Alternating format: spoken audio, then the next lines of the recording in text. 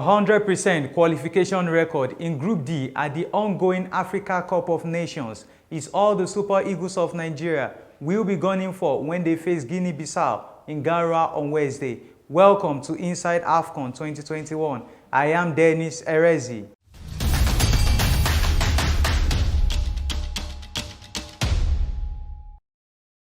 It is no longer news that Nigeria, alongside Cameroon and Morocco, have qualified for the round of 16. Nigeria is not done yet. According to coach Augustine Eguavoin, the Super Eagles of Nigeria will aim for all 9 points available. I have my regular guest in the studio, Ifeanyi Ibeh, who together we will be dissecting and looking at what to expect when Nigeria play Guinea Bissau. Welcome, Ifeanyi.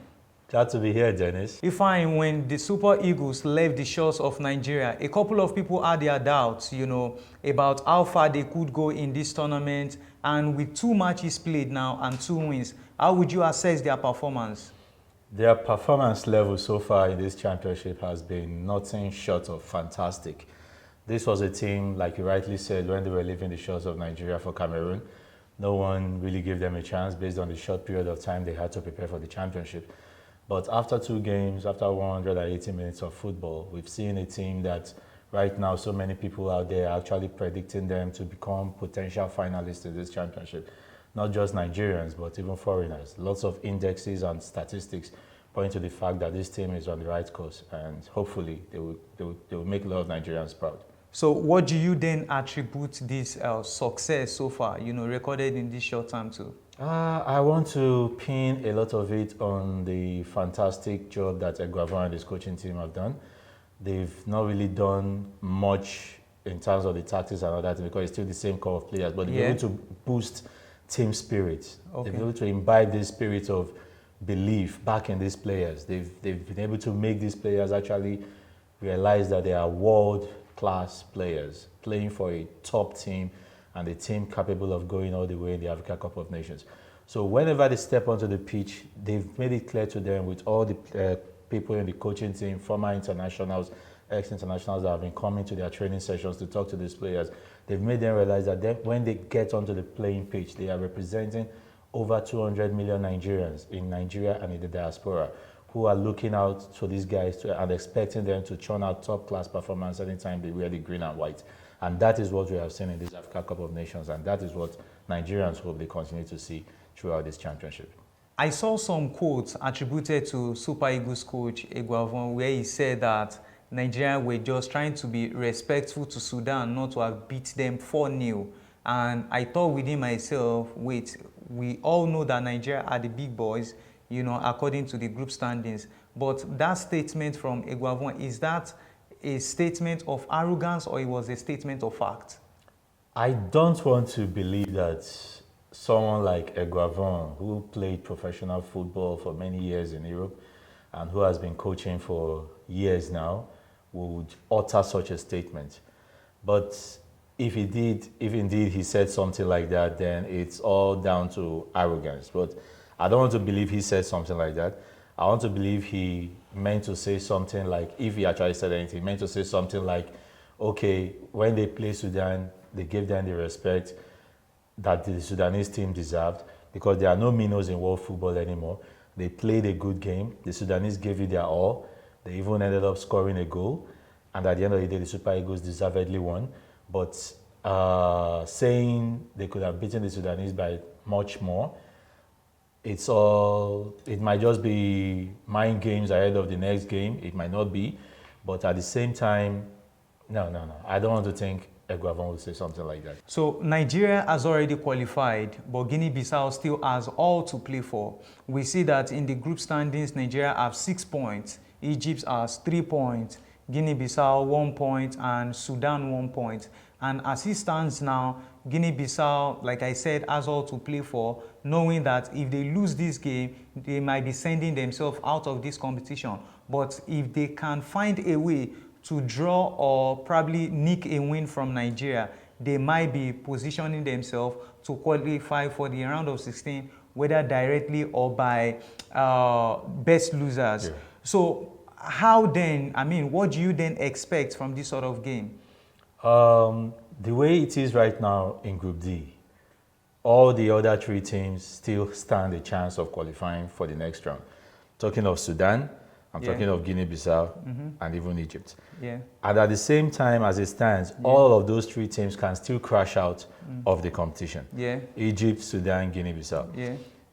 Guinea Bissau will be coming into this game guns blazing. They'll be coming for a win. That is the only thing they have to do. Yeah. A draw will not be good enough for them. Certainly. A draw would mean they will have just 2 points, and that would rule them out even among the 4 best third place teams. Yeah. Sudan, in their game against Egypt, will also be going for a victory. And a win over Egypt could even eliminate Egypt. As it stands now, the only thing that is sure is that Nigeria has topped the group based on head-to-head and every other thing. But Guinea-Bissau will be going into this game with victory in mind. We also saw what they did against Egypt in that last game that they played. This is a good team. It's getting better and better. They might not have the top class players, they might not have all the quality and all that, but they have this fighting spirit in them. They have some players on the pitch that when these guys play well, the rest of the team plays well. So this is what the Super Eagles will be mindful of. Yes, the Super Eagles might not get into second gear against Guinea-Bissau, having already qualified. Mr. Guavon might decide to even field a second string team. Yeah. Who knows what will happen. But this is a game that Nigeria should not take for granted, regardless of whether it is Guinea-Bissau or it is not Guinea-Bissau. They just have to give it their all in this game. So it's good that you already mentioned that Guavon might field, a second team or, some other players that have not featured. And knowing that the game is, an inconsequential game for Nigeria, although Nigeria might want to win for pride's sake, but if you are to predict a setup of players that should be there for Nigeria, we know that Alex Iwobi oftentimes has been coming on. Kelechi Nwankali is still there. Yeah. We know that a couple of good players are still in the Super Eagles team. Which of these players would you, throw into the fray in this game? I would like to see Frank Onyeka in this game. I would like to see Echidera Ejuke start in this game. I would like to see Analyst Iwobi. I want to see Kelechi Nwankali. I want to see if Guavon will stick with the same formation he has been playing. In this case, I want to see what a Nwankali and Frank Onyeka combination in midfield would look like. I want to see Tyrone Ebouyi on the right. I want Aina to either take a break or start on the left. Then later in the game, he leaves the game and Sanusi comes in. I want to see Anuzoho in goal. Not because Okoye hasn't been doing a fantastic job, but let's give other players a chance. I want to see what a Sadiq Umar will do from the start. Whether all those things he has been doing coming up from the bench, whether it's actually the way he plays or whether he has something much more to offer. I want to see the most capped Nigerian player of all time, Ahmed Musa. I want to see him start in this game. I want Moses Simon to take a break. I want Chidera Chukwueze to take a break. I want Iheanacho and Awoni to take a break.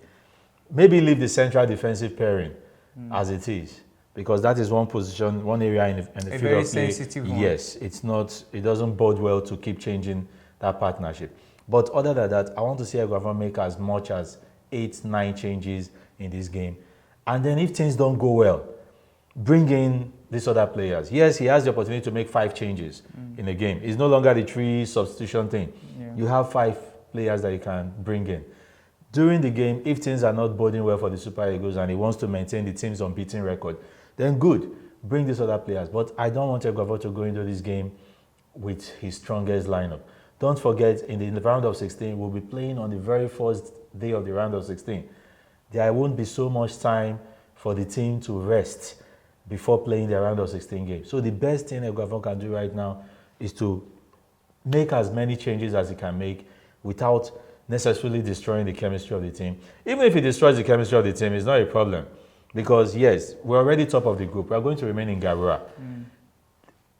Keep the opposition guessing about what you are going to play in your next game. But then, do you not think that changing too much in the team might, open enough room for this Guinea-Bissau team to hunt Nigeria?